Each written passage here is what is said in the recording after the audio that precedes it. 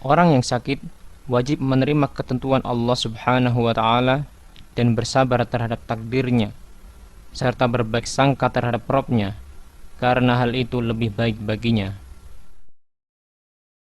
Sepantasnya lah dia berada di antara rasa takut dan harap.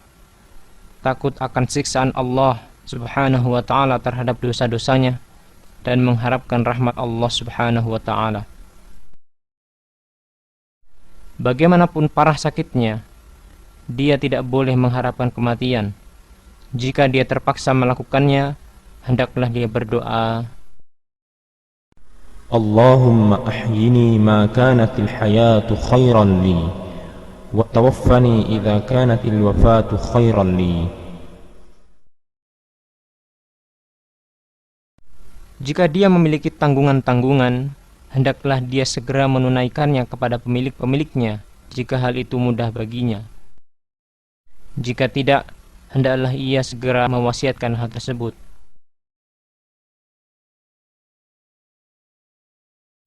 Dan ia dianjurkan untuk segera membuat wasiat.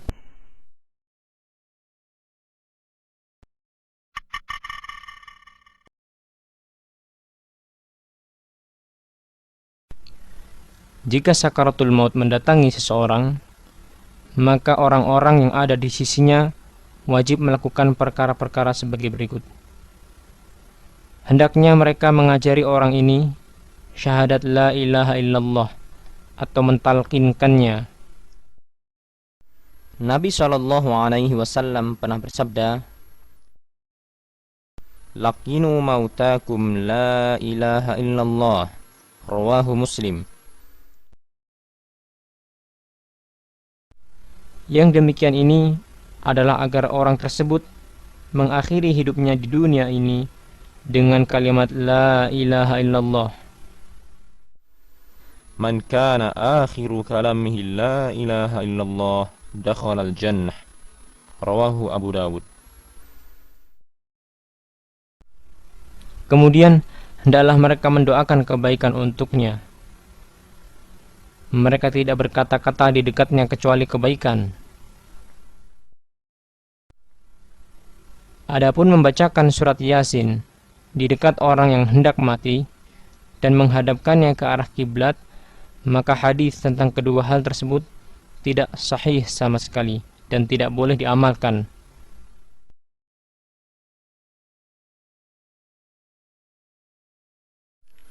Seorang muslim tidak mengapa menghadiri akan matinya orang kafir untuk menawarkan Islam kepadanya dengan harapan dia akan masuk Islam di saat akhir hidupnya. Hal ini sebagaimana dalam hadis riwayat Bukhari dalam Kitabul Janaiz, di mana ada seorang anak Yahudi yang membantu Rasulullah SAW, lalu ia pun sakit. Maka Rasulullah SAW pun menjenguknya dengan harapan ia mau masuk Islam, dan akhirnya ia pun masuk Islam.